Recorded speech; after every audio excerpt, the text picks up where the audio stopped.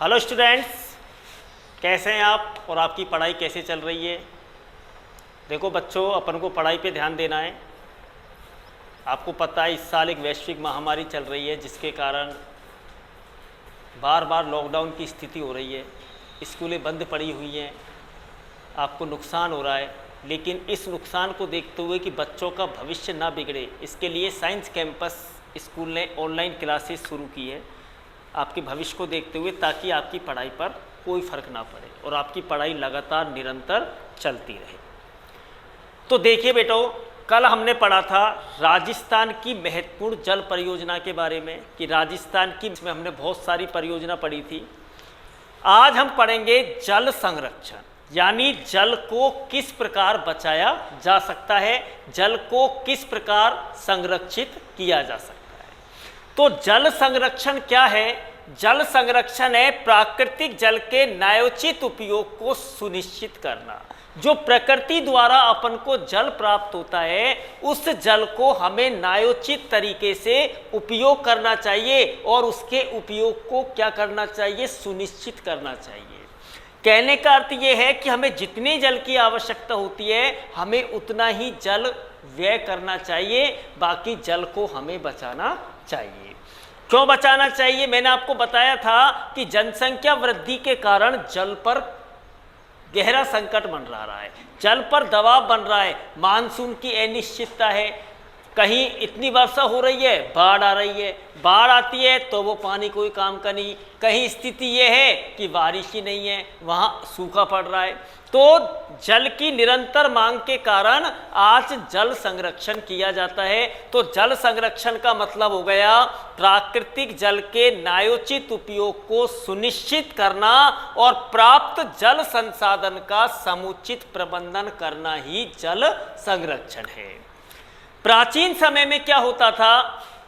इस जल को संरक्षित करने के लिए कई तरह की चीजें बनाई जाती थी, जैसे कुएं बनाए जाते थे, तालाब बनाए जाते थे, कुई बनाई जाती थी, बावड़ी बनाई जाती थी, खड्डे टांके बनाए जाते थे।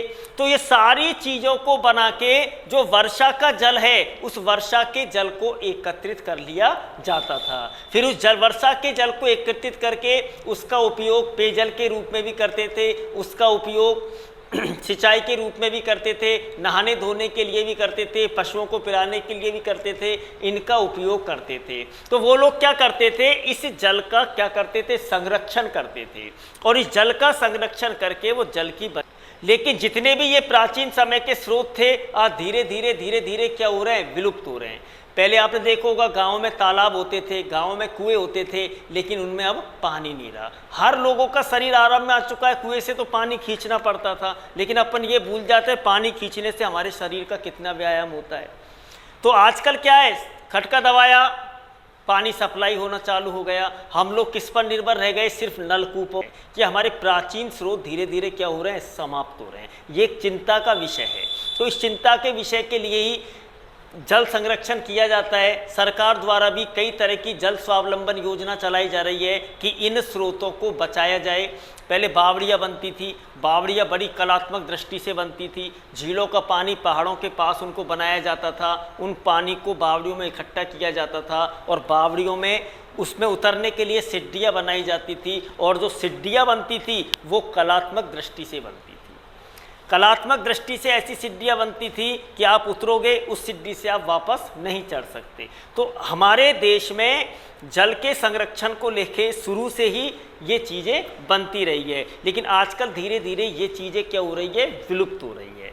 तो जल संरक्षण का मतलब हो गया प्राकृतिक जल के न्यायोचित उपयोग को सुनिश्चित करना चाहिए और प्राप्त जो जल संसाधन है उसका समुचित प्रबंधन करना चाहिए। यही क्या है? जल संरक्षण है। इसके लिए प्राचीन समय में तालाब है, कुई है, कुएं हैं, झरने हैं, झील है, बावड़ियाँ हैं, ये बनाई, टाँके हैं, ये बनाई जाती थी जिनसे इन जल का संरक्षण किया जाता था।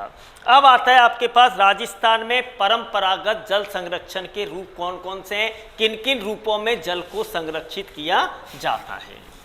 तो देखिए बेटा,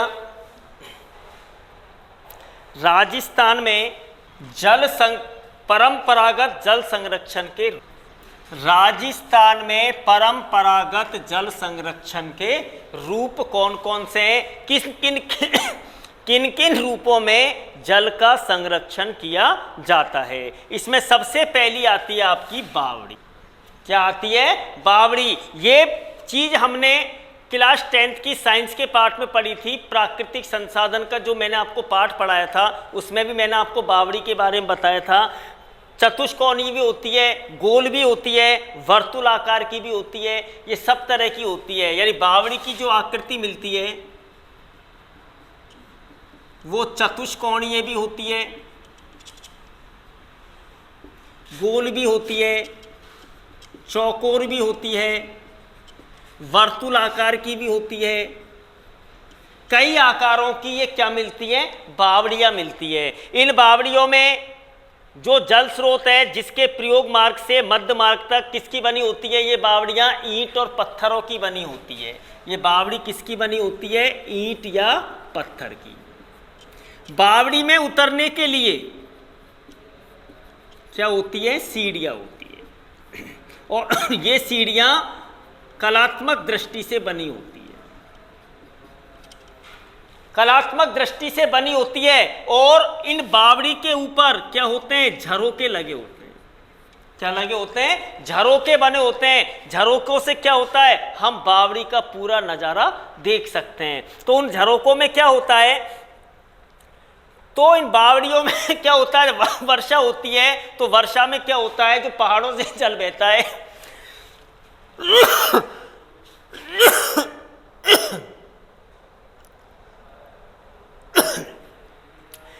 जो पहाड़ों से जो जल बहता है उन जलों, वो जल क्या होता था? इन बावड़ियों के अंदर क्या हो जाता था? इकट्ठे हो जाते थे। और जो झरोके होते थे उन झरोकों में क्या होता था? जल देवताओं की मूर्ति, जल देवताओं की क्या लगी होती थी? मूर्तियां लगी होती थी। बावड़ी के अंदर जल कहां से आता था? वर्षा का जल जो पहाड़ों से बहता है वो जल बावड़ियों के अंदर आता था। तो बावड़ी जो सीढ़ी, इसकी जो मेन चीज थी बावड़ी की वो थी सीढ़ियां। इस सीढ़ियों को वो कलात्मक दृष्टि से बनाए जाते थे। जैसे आपने सुना होगा भांडारेज की बावड़ी है दौसा में, दौसा के अंदर दूसरी बावड़ी है आबानेरी जो बांदीकुई में पड़ती है। आबानेरी चांद बावड़ी नाम है उसका। इसके अलावा जोधपुर की तापी बावड़ी है, दौसा में भांडारेज की बावड़ी, जोधपुर की तापी बावड़ी, आबानेरी की चांद बावड़ी, ये सारी बावड़ियाँ क्या है? प्रसिद्ध हैं। तो ध्यान रखना बावड़ी की आकृति कैसी होती थी? चतुष्कोणीय होती थी, गोल भी होती थी, चौकोर भी होती थी, वर्तुलाकार की भी होती थी। और ये बावड़ी किसकी बनी होती थी? ईंट या पत्थर की बनी होती थी। इनमें उतरने के लिए क्या होती थी? सीढ़ियाँ होती थी। सीढ़ियाँ कैसी बनाई जाती थी? कलात्मक बनाई जाती थी। और इनमें झरोके होते थे। झरोकों में बैठ के लोग बावड़ी का आनंद भी लेते थे। और झरोकों के अंदर जल देवताओं की क्या लगी होती थी? मूर्ति लगी होती थी। कहाँ से आता है बावड़ियों में जल? वर्षा का जो जल है वो पहाड़ों से जो बहकर आता है वो धीरे धीरे किस में इकट्ठा हो जाता था? बावड़ियों में इकट्ठा हो जाता था, जिसका उपयोग लोग पेयजल के रूप में, नहाने के रूप में करते थे। कौन कौन सी बावड़ियाँ प्रसिद्ध है? जोधपुर की तापी बावड़ी है, अपने दौसा में भांडारेज की बावड़ी है, दौसा में ही आबानेरी की चांद बावड़ी है जो फेमस है। यहाँ पर चांद बावड़ी तो है ही, चांद बावड़ी के साथ साथ यहाँ पर एक हर्षद माता का मंदिर भी है। कहाँ पर? चांद बावड़ी में। चांद बावड़ी में हर्षद माता का क्या है? मंदिर है। तो पहली ये हो गई। दूसरी आती है अपने पास तालाब। तो देखिए तालाब के बारे में, वही वर्षा के पानी को इकट्ठा करने के लिए खड्डा खोदा जाता था, एक चौड़ा खड्डा खोदा जाता था जिसे क्या कहते हैं? तालाब कहते हैं। और तालाब अधिकांश ढालनुमा क्षेत्र पर बनाया जाता था। ढालनुमा क्षेत्र है वहाँ पर तालाब को बनाया जाता था ताकि ढाल का जो पानी है वो सारा कहाँ इकट्ठा हो जाए? तालाब में इकट्ठा हो जाए। तालाब के पास एक कुआं होता था, उस कुएं को क्या कहते थे? बेरी कहते थे। और तालाब में स्त्री और पुरुष दोनों के नहाने के अलग अलग क्या होते थे? स्थान होते थे। तो तालाब के बारे में क्या है? तालाब, इसका निर्माण कहाँ किया जाता था? ढाल वाली भूमि के पास।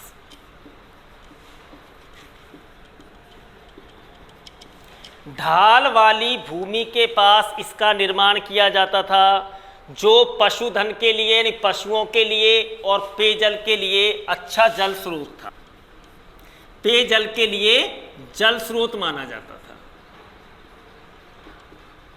ढाल वाले स्थान पर इसको क्यों बनाया जाता था? जो ढाल वाले स्थान से वर्षा के दिनों में जो पानी बहता था ढाल वाले स्थान से, वो पानी सीधा बहने के बजाय किस में चला जाए? तालाब में चला जाए। तालाब जो था उसके पास एक कुआं होता था, उस कुएं को कहते थे क्या? बेरी। क्या कहते थे? बेरी। तालाब की एक विशेषता होती थी कि पुरुष और स्त्रियां दोनों के नहाने का स्थान क्या होता था? अलग अलग होता था। पुरुष व स्त्री दोनों के नहाने का स्थान क्या होता था? अलग अलग होता था। इसके अलावा इसकी गांव वाले क्या करते थे? सुरक्षा करते थे, इसकी आसानी से सुरक्षा हो जाती थी। और राजस्थान के मुख्य जो प्रमुख तालाब हैं जो तत्कालीन समय में जल, एक तो पाली में है हेमबास तालाब, पाली का हेमबास तालाब फेमस तालाब है ये, पाली का हेमबास तालाब। इसके अलावा और भी कई तालाब है, पाली का हो गया हेमबास तालाब, भीलवाड़ा में है एक सरेरी और मेजा तालाब, सरेरी और मेजा तालाब, सरेरी और मेजा तालाब है। इसके अलावा और भी तालाब हैं, जैसे चित्तौड़गढ़ जिले में है बानकिया तालाब, चित्तौड़गढ़ जिले में बानकिया तालाब है। तो अपन को याद रखना पड़ेगा कौन सा तालाब कहाँ है, क्योंकि इस पार्ट में से छोटा क्वेश्चन पुट ऑफ किया जाता है। सबसे पहले तो आपको ये याद रखना पड़ेगा कि तालाब कहाँ बनाया जाता है। तालाब बनाया जाता है ढाल वाली भूमि के पास, एक चौकोर गड्ढा खोद देते हैं जिसमें क्या होता है? वर्षा का पानी इकट्ठा होता रहता है, जो गाँव के पशुधन और पेयजल के अच्छे स्रोत माने जाते हैं।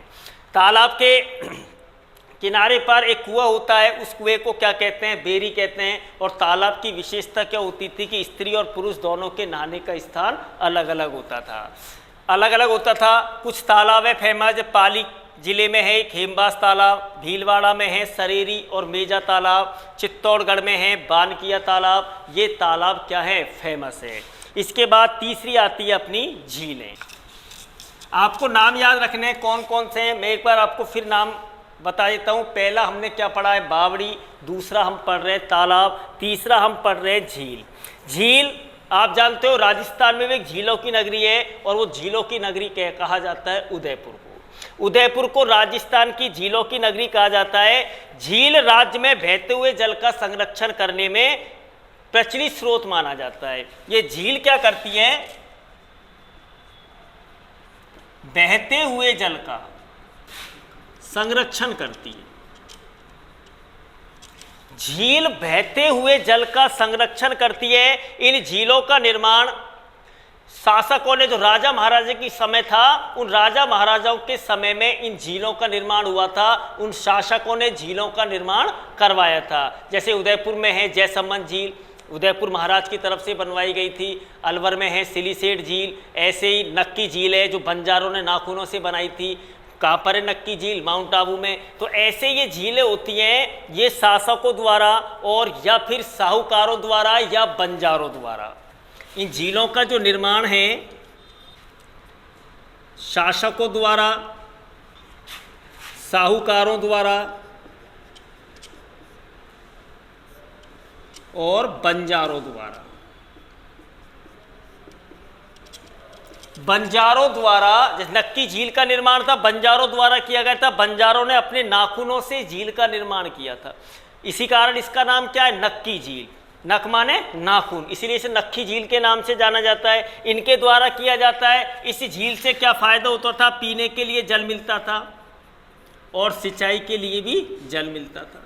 पीने और सिंचाई के लिए इन झीलों का क्या हुआ था? निर्माण हुआ था। इसके अलावा झीलें भी दो प्रकार की होती हैं। एक प्राकृतिक झील होती है जो प्रकृति द्वारा बनाई गई है, और एक कृत्रिम झील होती है जो मानव द्वारा बनाई गई है। जैसे बहुत सी झीलें हैं, आपने पढ़ा होगा। इन झीलों में अजमेर की आती है आना सागर झील। अजमेर में दूसरी झील और है पुष्कर झील, आपने देखा होगा। तो ये झील जो होती है, जहाँ पर झील होती है उस क्षेत्र का सामाजिक वह आर्थिक विकास अच्छा होता है। सामाजिक और आर्थिक विकास अच्छा होता है। इसके अलावा अकाल तथा सूखे के समय में, जैसे अकाल पड़ता है, अकाल और सूखे के समय में ये जीवनदायिनी के रूप में काम आती थी। तो आपको कुछ झीलों के नाम याद रखने हैं। अजमेर के अंदर 2 झील है, एक आना सागर झील, ऐसे अजमेर ऐसे आना सागर, और दूसरी झील अजमेर के अंदर पुष्कर झील, ऐसे अलवर के अंदर है कौन सी झील, सिलीसेट झील, बीकानेर के अंदर है कोलाया झील, जोधपुर के अंदर है कायलाना झील। इसके अलावा उदयपुर को तो झीलों की नगरी कहा जाता है। राजसमंद झील, जयसमंद झील, ये सब कहाँ पर है, उदयपुर में। नक्की झील है, माउंट आबू की झील। ये झील भी 2 तरह की होती है, एक खारे पानी की झील होती है और एक मीठे पानी की झील होती है। खारे पानी की झील कौन कौन सी है, सावर है, डीडवाना है, पंचभद्रा है, लूणकरणसर है, ये 4 झील खारे पानी की है। इसके अलावा कोलायत है, कायलाना है, सिलीसेड है, आना सागर है, नक्की है, जयसमंद है, ये सारी झीलें कैसी हैं, मीठे पानी की है। तो ये है झील। तो ध्यान रखना, बहते झील क्या करती है, बहते हुए जल का संरक्षण करती है। इसका निर्माण किसके द्वारा किया जाता था, शासकों द्वारा या साहूकार जमींदारों द्वारा या बंजारों द्वारा इनका निर्माण किया जाता था। ये झील क्या करती है, पेयजल और सिंचाई की आपूर्ति करती है। और जिस क्षेत्र में झील होती है वो क्षेत्र सामाजिक और आर्थिक विकास अच्छी तरह करता है। और अकाल के समय और सूखे के समय ये जीवनदायिनी के रूप में काम में आती है। तो झील के बारे में मैंने बताया था। कुछ झीलों के आपको नाम याद रखने हैं, जैसे अजमेर की आना सागर झील है, पुष्कर झील है, अलवर की सिलीसेट झील है, इसके अलावा बीकानेर की कोलाया झील है, जोधपुर की कायलाना झील है, अलवर की सिलीसेट झील है, माउंट आबू की नक्की झील है, जयपुर की जयसमंद झील है, ये सरदार बूंदी की नवलखा झील है। ये सारी झीलें इसके क्या है, उदाहरण है। इसके बाद चौथी चीज आती है आपकी, वो आती है नाड़ी। नाड़ी से में तालाब थोड़ा बड़ा होता था और नाड़ी क्या होती है, छोटी होती है। ये एक तरह का तालाब का ही रूप होता है, तालाब का छोटा रूप होता है, उसे नाड़ी कहते हैं। ये कहां पर पाई जाती है, पश्चिमी राजस्थान में।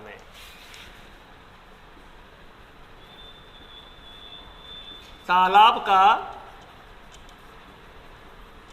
छोटा रूप है, ये अधिकांश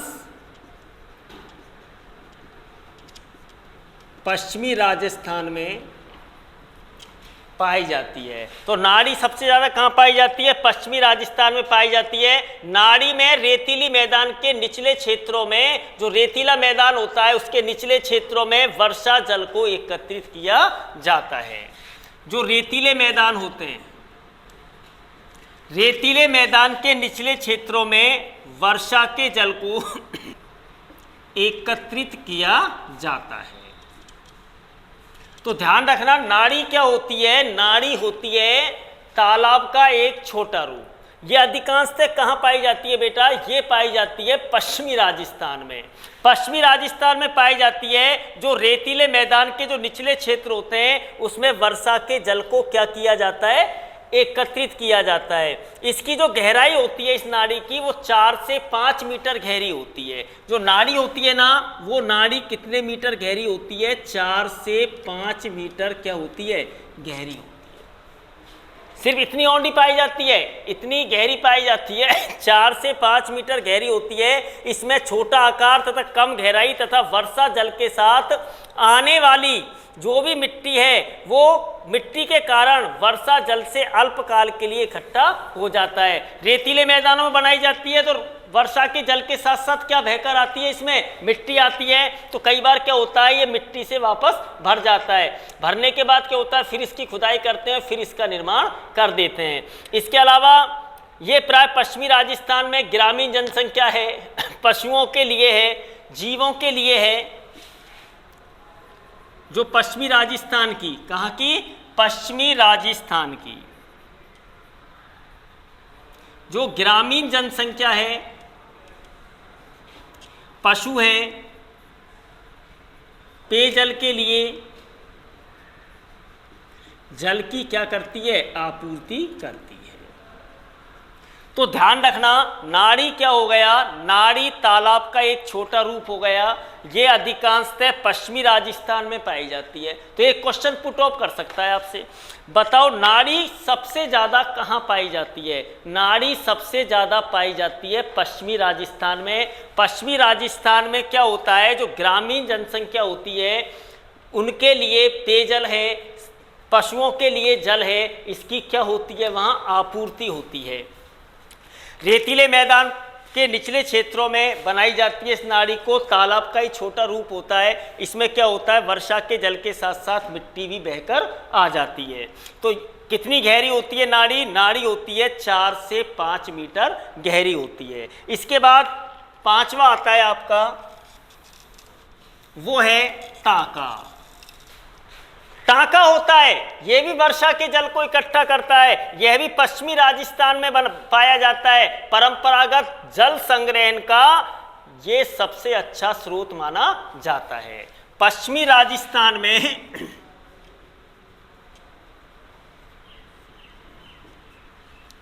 यह है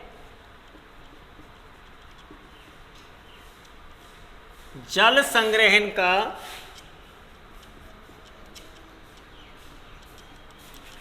सबसे अच्छा स्रोत माना जाता है। पश्चिमी राजस्थान में जल संग्रहण का ये सबसे अच्छा स्रोत माना जाता है, जो कि प्रत्येक घर तथा खेत में भूमि में 5 से 6 मीटर गड्ढा खोदकर बनाया जाता है। जो पश्चिमी राजस्थान है, इसके प्रत्येक घर में या खेत में 4 से 6 मीटर गहरा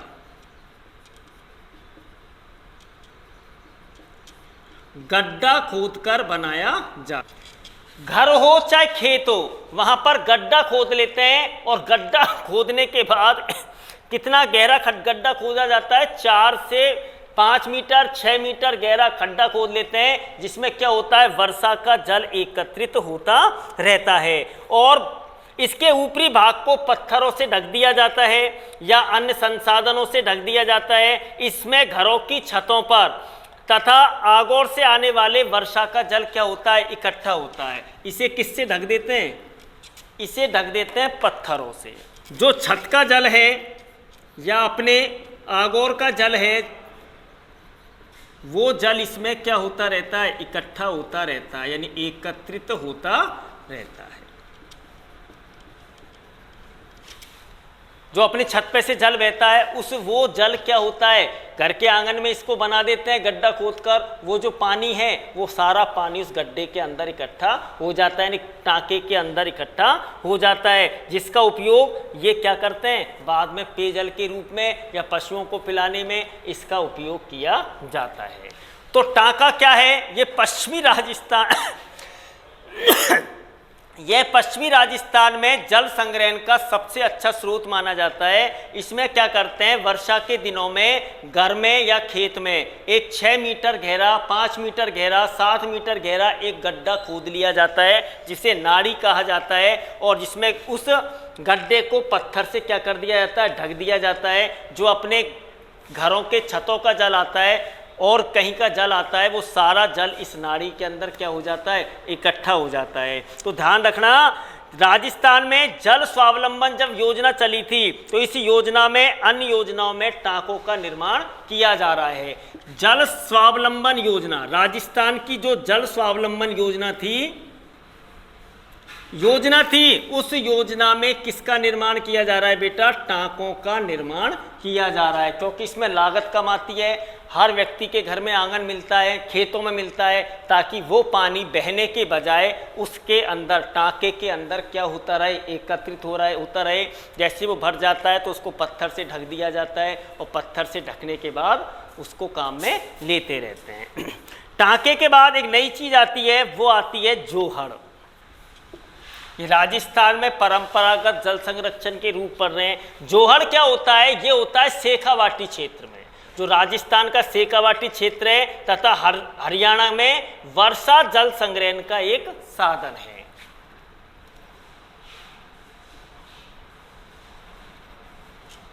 शेखावाटी व हरियाणा में जल संग्रहण का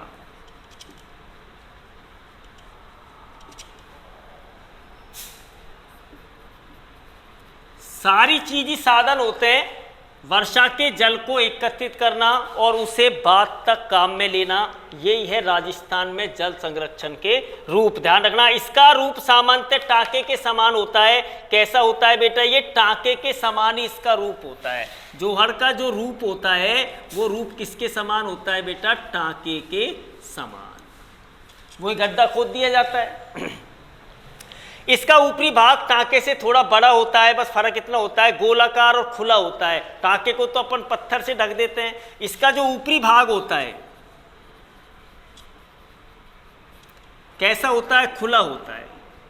और इसे कैसे बनाया जाता है? गोल बनाया जाता है और ऊपर से इसे क्या छोड़ा जाता है? खुला छोड़ा जाता है। तो ऊपरी भाग होता है उसको ऊपर से क्या छोड़ देते हैं? खुला छोड़ देते हैं। गोलाकार होता है, ये ध्यान रखना, गोल होता है ये टांके जैसा, जिससे बहते हुए वर्षा जल को एकत्रित किया जाता है। जो वर्षा का जल बहता है उस वर्षा के जल को।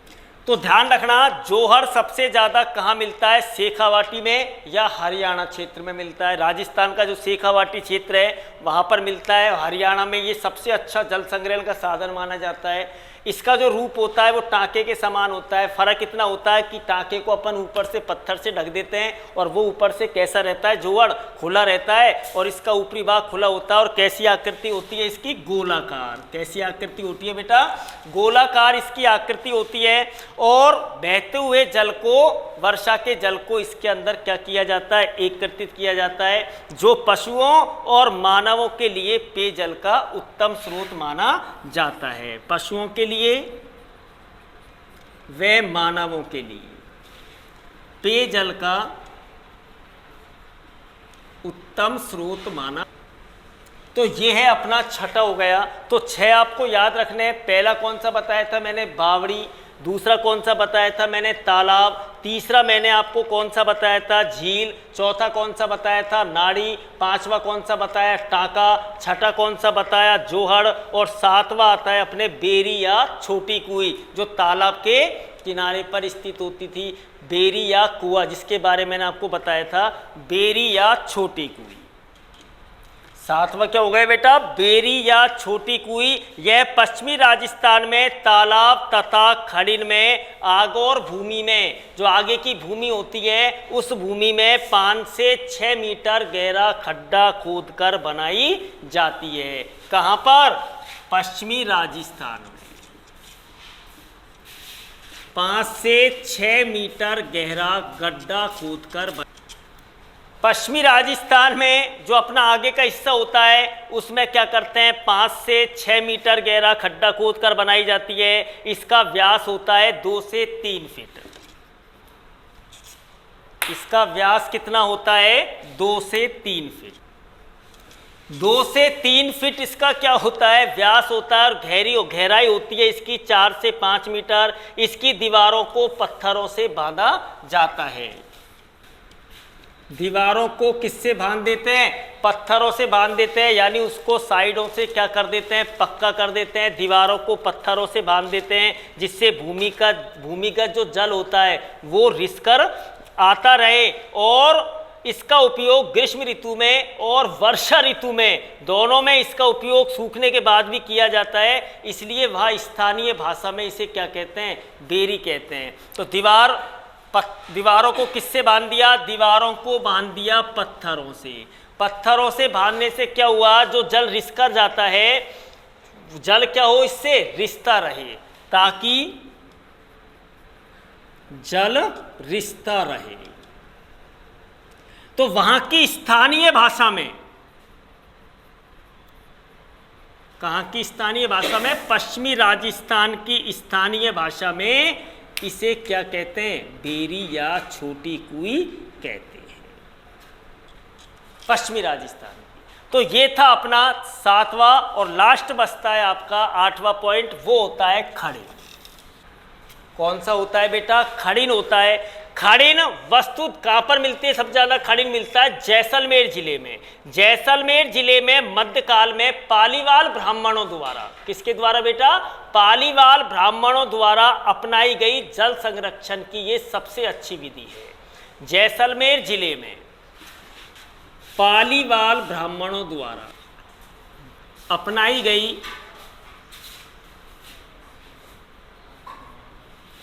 जल संरक्षण की। जैसलमेर में पालीवाल ब्राह्मणों द्वारा ये विधि अपनाई गई थी वर्षा के जल को इकट्ठा करने की, जो कृषि के लिए और पेयजल के लिए जल की क्या करती थी, आपूर्ति करती थी। इससे कृषि की भी आपूर्ति होती थी, सिंचाई के लिए कृषि को जल मिलता था और पेयजल की भी क्या होती थी, आपूर्ति होती थी। और ये कहाँ बनाई जाती थी, ढालू वाले भाग के पास, ढाल वाला जो भाग होता था वहाँ पर इसको बनाया जाता था। तो ये ध्यान रखना है, राजस्थान में जल संग्रहण की हमने 8 विधि पढ़ी है। पहली विधि हमने पढ़ी थी कौन सी, बावड़ी। दूसरी विधि हमने पढ़ी है तालाब। तीसरी विधि हमने पढ़ी है झील। चौथी विधि हमने पढ़ी है टांका। पांचवी विधि हमने पढ़ी थी क्या, नाड़ी। छठी विधि हमने पढ़ी है कौन सी, बेरी या छोटी कुई। और सातवीं विधि हमने कौन सी पढ़ी है, खड़ीन। और एक विधि और पढ़ी थी, तालाब हो गई, बावड़ी हो गई, झील हो गया, टाका हो गया, नाड़ी हो गया, बेरी या छोटी कुई हो गया। तो ये इस तरह 8 विधि होती है किसकी, राजस्थान में परंपरागत जल संरक्षण के रूप हैं, जिसमें वर्षा के जल को इकट्ठा किया जाता था और इकट्ठा करने के बाद अपने पशुओं के लिए, अपने पेयजल के लिए, सिंचाई के लिए वर्षा के बाद इनका उपयोग किया जाता था। तो आज हम इतना ही पढ़ाएंगे। यदि आपको ये वीडियो पसंद आए तो इसे लाइक करें, शेयर करें, सब्सक्राइब करें और सबसे बड़ी बात यह है कि इसको पढ़ें, ध्यान से पढ़ें, ताकि आपका पढ़ाई में किसी तरह का कोई नुकसान ना हो। धन्यवाद।